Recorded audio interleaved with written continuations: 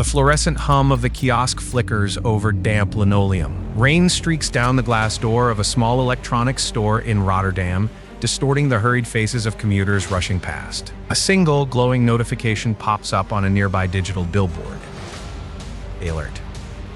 Payment fraud spike. These two young men were caught right where this modern epidemic thrives, at the very junction of human trust and digital greed. These weren't boardroom thieves. They were operating in the shadows, whispers made manifest by keystrokes. They ran a phishing operation, an invisible net cast across the unsuspecting populace of the Netherlands. Their prize? The meticulously detailed biometric data scraped from credit cards, each number a potential gateway to another life savings. The scale of the problem was staggering. This country had earned a grim reputation as Europe's worst for payment fraud. Picture it, banking systems strained to their breaking point, consumer trust eroded like cheap paint under harsh sunlight. The sheer volume suggested a machine, not just two men typing furiously at keyboards in some rented office. The victims were ordinary people, the hurried shopper, the elderly woman checking online prices, the parent clicking confirm purchase without a second thought. Their confidence was weaponized.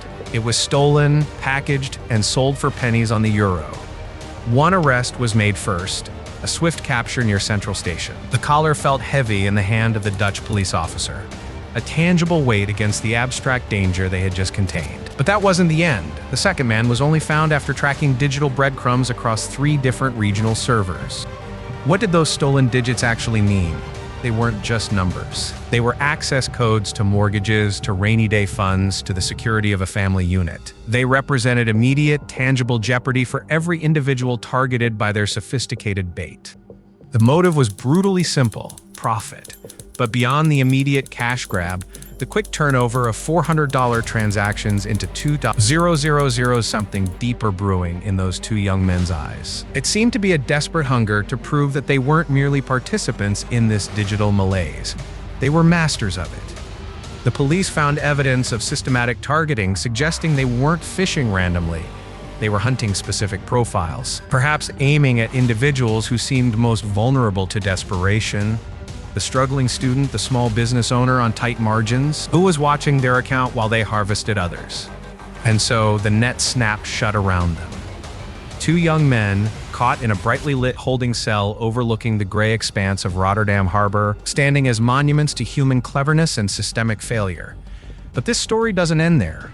How did two ordinary hackers turn themselves into architects of financial ruin? The fluorescent lights hum with a sterile, unforgiving buzz above the concrete floor. A thin layer of dust settles slowly on the scratched linoleum, catching the glare like disturbed soot. Outside the narrow window, the familiar gray brickwork of Amsterdam presses in, a silent witness to betrayal. This is where the hunt finally ended. The Netherlands.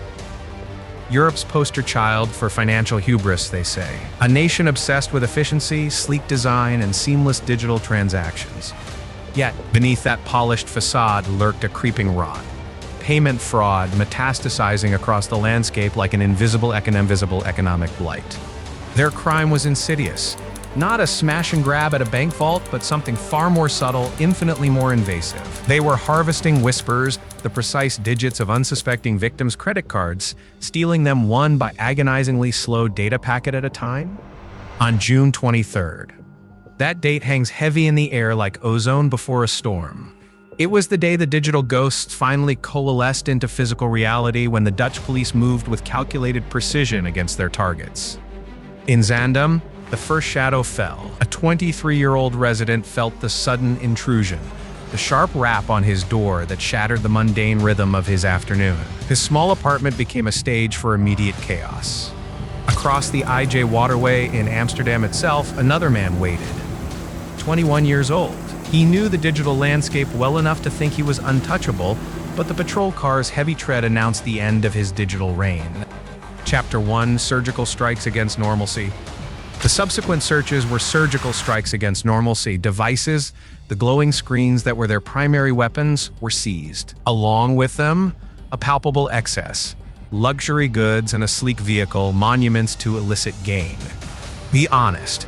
If some part of you would have typed in a password without a second thought, just to make the transaction quicker, then you understand the temptation they exploited daily. Who is watching this account? And what were they feeding the system? This wasn't just about stolen plastic. It was an indictment of trust itself. A quiet theft executed through clever code, transforming everyday commerce into a high-stakes game where vulnerability was the ultimate currency. The air in their small Dutch residences hangs thick with the metallic tang of sudden arrest, cold, sterile, and utterly final. On June 23, 2026, that scent became the smell of failure for two young men who believed they were masters of digital deception. Zaandam, a town known for its canals and quiet industry, suddenly hosts an explosive confrontation as police descend upon the home of a 23-year-old operator. A blue and red flash bathes the living room in urgent light. His carefully curated facade is cracking under intense scrutiny. Simultaneously, across the water, Amsterdam watches as a similar scene unfolds near the canals for the 21-year-old subject. The police raid that home with surgical precision, turning routine domestic life into an active crime scene, a tableau of digital larceny. The official press release drops like a heavy anchor in the Dutch media stream, confirming the suspicion. These men were running a sophisticated phishing operation. They weren't just asking for details, they were harvesting them. These victims, unsuspecting souls navigating their daily commerce, never suspected the trap was being set. They clicked, often without reading past the brightly colored button promising confirm purchase. Goulburn, New South Wales. Wait, this is Netherlands, but let's anchor the next shot. Their payment card details were dutifully typed into bogus websites, digital bait placed strategically to catch the unsuspecting eye. The seizures speak volumes about their operation's success and scale. Devices, the tools of the trade, are bagged like trophies from a digital war. They are tangible proof of the deception. Beyond the necessary technology, luxury goods are found scattered across surfaces, a testament to how far this small scheme had propelled them financially. A car sits parked, gleaming under the police floodlights, an expensive reward for clever malice. And so, the net snapped shut around them. Two young men caught in a brightly lit holding cell overlooking the canals of Amsterdam. Chapter 2, Dust Motes and Stale Smoke. Zaandam, North Holland. The afternoon light slants across cheap laminate countertops, illuminating dust motes dancing above stacks of unopened mail. A faint smell of stale coffee and desperation hangs in the air here, a scent clinging to every surface before the sirens arrive. Amsterdam, Amsterdam. In this quieter home, the silence is brittle, punctuated only by the rhythmic ticking of a grandfather clock counting down to reckoning. The polished wood floors gleam under a single overhead bulb, reflecting a world about to shatter into fragments. The raid begins simultaneously across the provincial border. Police boots strike hardwood in Zaandam, heavy-duty rubber soles crunch against loose gravel in Amsterdam's entryway. These are not routine checks, these are intrusions executed with surgical precision. They seize them then, the digital instruments of their deceit. Phones, laptops, hard drives, all suddenly rendered inert by the force of the search. Alongside them, a tangible display of ill-gotten gains. Designer watches gleaming under harsh floodlights and perhaps that heavy black car waiting in the driveway. The official narrative offered to the press is stark, concise. Duped into surrender. Victims willingly handed over the keys, their payment card details to fraudulent digital storefronts. It was not a forceful snatch and grab, it was a calculated invitation into the trap. But what kind of lure? The police press release remains deliberately muted on the specifics, leaving the viewer hanging in a state of anxious anticipation. What message did they send? What promise did they offer to compel the click? The common playbook suggests familiar poison, text masquerading as PostNL or DHL notifications demanding a redelivery fee. These tiny messages are Trojan horses disguised as helpful reminders. Or perhaps it was the bank itself, its digital facade hijacked. A spoofed webpage mimicking NG or ABN AMRO, perfectly rendered to fool even the most jaded online shopper. Who is watching this account? And what if it wasn't text or web page? Increasingly malicious QR codes now surface, tiny squares of black and white demanding a scan that leads directly into their carefully constructed digital maw. The digital lure was invisible, yet perfectly crafted. Victims clicked without suspicion, their payment card details sliding across a screen like grains of sand into an open palm. Amsterdam, Netherlands. A cold drizzle slicks the cobblestones outside this small accounting firm where the deception took root. The victims believed they were paying for service. In reality, they were handing over the keys to their digital vault. Chapter 3: Phantom Websites Unmasked. The police press release offered no specific details on these phantom websites. No description of the tailored bait used to trap the unsuspecting eye. Was it a stern notice from PostNL? A familiar banking portal blinking with an urgent alert? Yet, the blueprint of the scam is tragically clear. Typical credit card phishing here in the Netherlands leans heavily on manufactured crises. The most common snare involves text promising a redelivery fee for missed parcels or flawlessly spoofed bank web pages designed to mimic official authority. Think of it, they weren't the final beneficiaries, merely the efficient distributors. The moment those card numbers left their hands, they began to propagate through networks of fraud, sold, shared, and reused until the original owner barely recognized their own identity. Who is watching this account? That question hangs heavy in the sterile air of the precinct office, a silent accusation pointed at every digital fingerprint left behind by the arrested duo. Be honest. If some part of you would have clicked on that urgent notification, lured by the promise of an incoming package, you too might have fallen for the manufactured urgency. The system is designed not just to take your number, but to weaponize it. The initial theft is merely the first transaction in a relentless, unending cascade of financial erosion. The smell of stale coffee and cheap printer toner hangs heavy in the air above a flickering monitor. A stream of tiny text messages scrolls past, each one an insidious little hook, a notification from PostNL or DHL demanding payment for redelivery. The screen pulses with fake urgency. Amsterdam, Netherlands. These aren't just random pleas for money. They are precision-engineered lures, digital traps baited to catch the unwary consumer. Investigators suspect these unnamed culprits didn't stop at simply using the stolen card numbers themselves. The ledger tells a different story, though. The police statement remains deliberately vague about the exact nature of the phishing sites, the specific URL designs that lured victims into handing over their financial secrets. Who is watching this account? And it gets worse than mere theft. These men were funneling those stolen credentials out into the wider criminal ecosystem. They weren't just stealing, they were seeding a digital plague, passing data onward to other fraudsters for reuse. Chapter 4: Proliferation of Digital Assets. A major problem with modern cybercrime isn't the initial break-in, it's the proliferation of the asset. Stolen payment details become currency in themselves, a commodity sold and shared across dark web ledgers. The silence in the municipal office breaks only when the figures are released. The Dutch central bank, DNB, drops a bombshell just one day after the arrests were made public. Fraud isn't slowing down, it's accelerating. Amsterdam, Netherlands. In 2025, payment fraud spiked by an alarming 30% across the entire nation. 658,000 cases. A mountain of compromised transactions.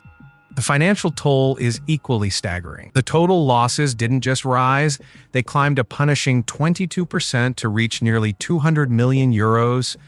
Be honest, if some part of you would have typed that first 499.99.92 believing the notification was real. That's the vulnerability being exploited, the small trust betrayed, multiplied into this national catastrophe.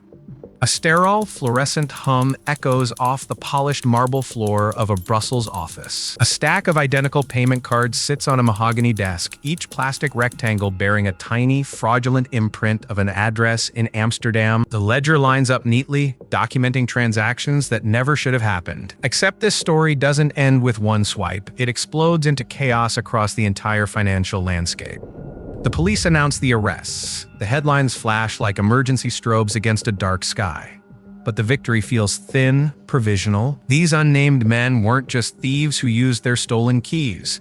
They were distributors, middlemen in a digital plague. Their initial theft was merely the opening gambit of a much wider war on trust.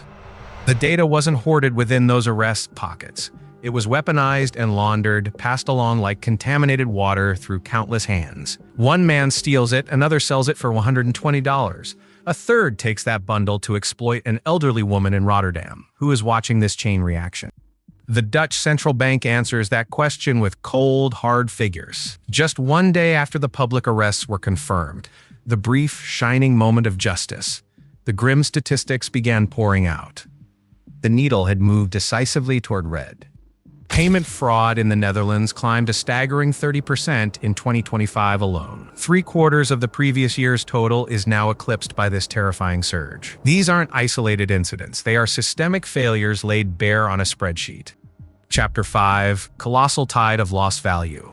Total losses swelled commensurately, climbing 22% to an astonishing 98 million. Imagine that amount, a colossal tide of stolen value washing away savings accounts across the country in just 1 year. The mechanism is clear. Card payment fraud dominates this crisis. Over 500,000 fraudulent transactions mark it as the single most common vector for attack. It's not a fringe problem, it is the core infection.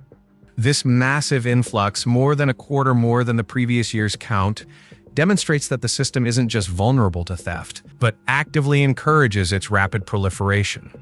The data itself becomes the commodity. The arrests were a pinprick of light in a vast digital storm. These men thought they had contained the breach with their handcuffs and warrants, believing they had stopped the bleed. But the fraud metastasized. It spread. Amsterdam Central Station. The fluorescent hum above the ticket barriers seems to vibrate with unspoken accusation. Just one rotation later, the police sirens fade into a background thrum, yet the damage is already quantified. A grim tally flickers across the DNB's digital ledger. Payment fraud surged by nearly 30% in the year that just ended, climbing to a staggering 60,000 instances. Amsterdam Central Bank headquarters. The cold glass walls reflect a sky the color of slate. Total losses have ballooned commensurately. A terrifying jump of 22%, translating into nearly 98 million vanished from consumer accounts. This isn't just statistics, it's hundreds of thousands of shattered trust agreements, ticking away in microseconds. A quiet office overlooking Dam Square. Card payment fraud dominates the ledger like a malignant tumor. Over 500,000 transactions, a veritable digital deluge, are flagged as illegitimate. More than a quarter of that figure is an escalation from the previous year alone. The server room, smelling faintly of ozone and hot plastic. This relentless tide of fraudulent activity finds its primary vector through one specific medium: card data theft. It is the easiest entry point, the most accessible crack in the digital dam wall. A single line of code scrolls endlessly across a monitor screen. That line represents the typical criminal methodology. The central bank confirms it. Phishing remains the reigning champion of modern fraud, a tailored deception deployed with surgical precision. The sterile white hallway outside the DNB's main banking hall. Phishing, in these cases, is not just an email. It is a carefully constructed lure, a poisoned piece of bait presented on the digital hook. It targets human vulnerability above all else. Chapter 6: Urgent Account Alert Lure. A quiet moment inside a cafe near Roken. The victim opens the link. They read the urgent subject line. Urgent account alert. Confirm payment now. The threat feels immediate, personal. Who is watching this account? The vast expanse of the Dutch financial system itself. These criminals don't just swipe, they coax. They craft narratives so believable that the user willingly hands over their credentials, handing them to the thief for free. These numbers, 658,000 events, 98 million gone. They tell a story of mass failure. But what does it say about the individual who clicked the link? It speaks of desperation, perhaps, or just simple momentary distraction.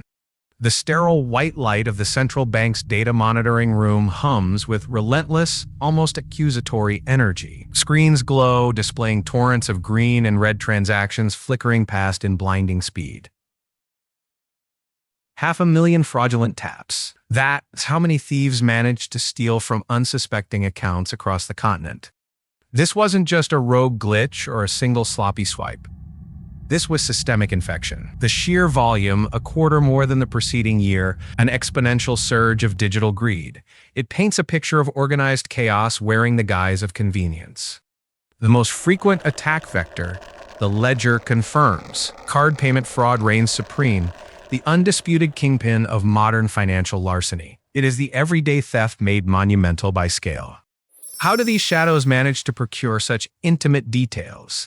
The answer lies in a digital lure: phishing. A deceptive email, a convincing link, a perfectly crafted electronic handshake designed to extract the secret code from your unsuspecting device.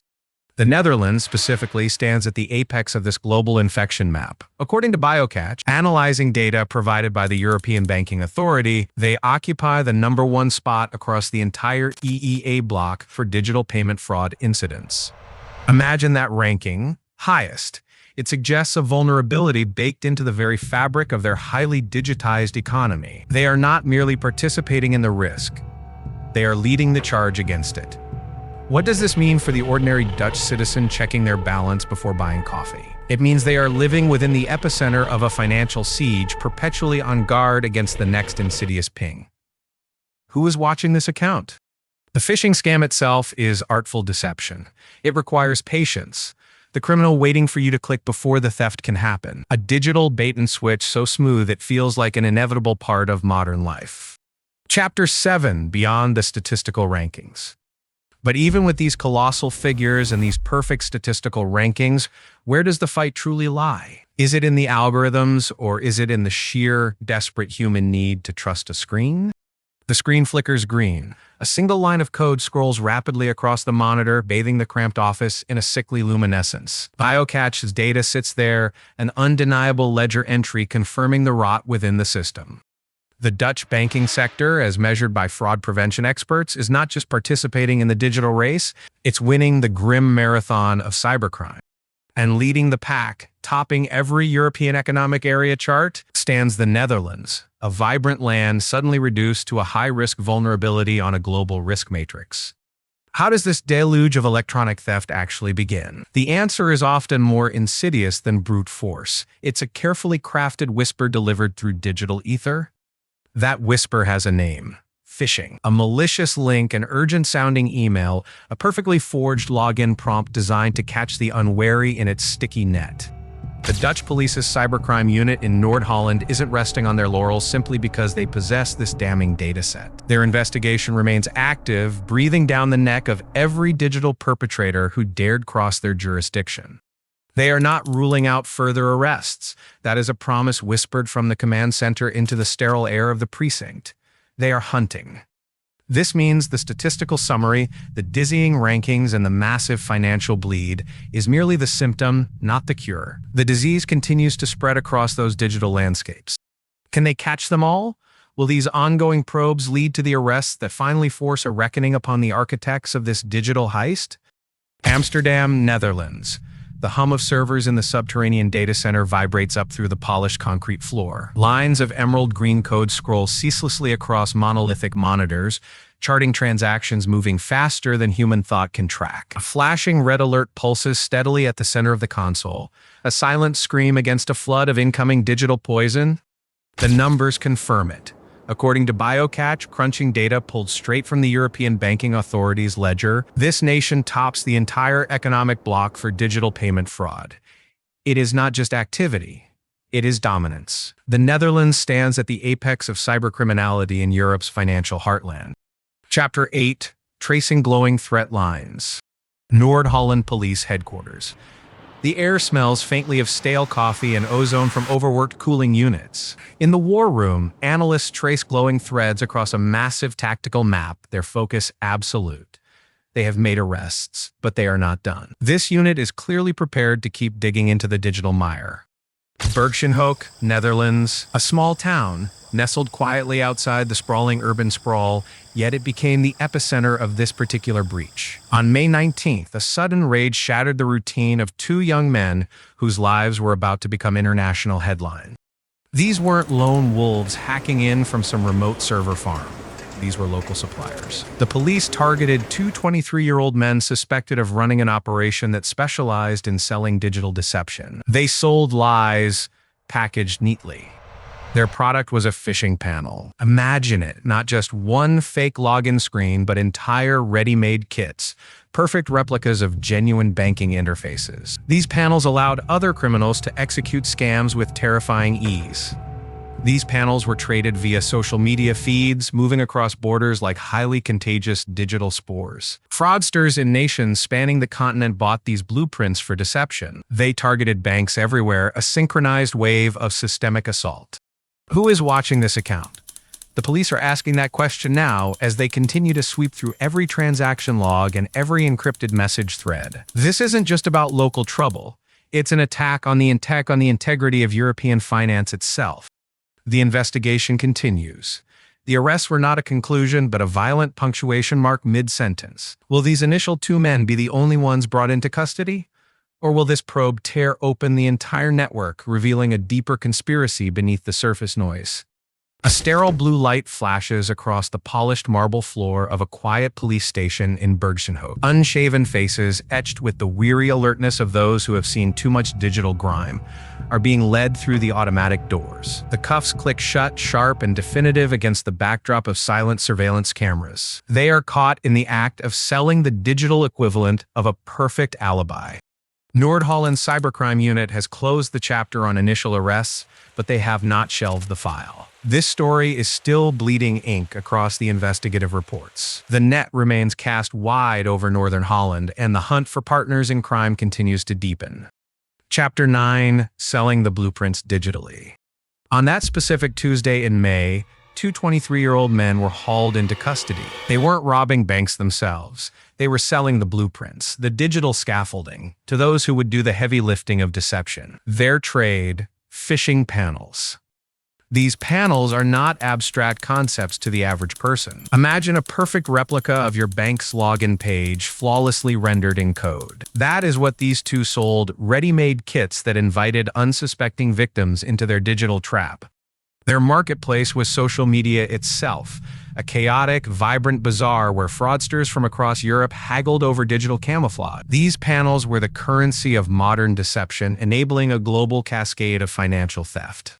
But arrests, even 2, do little to restore the quiet confidence shattered in countless homes. The harm done remains a vast, unseen acreage of lost savings and eroded trust. Few people bother to shout when their money vanishes into the ether.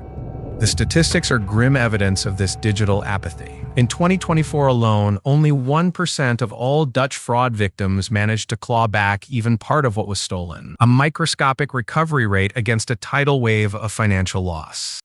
Even among those who realize they've been victimized, the inertia sets in.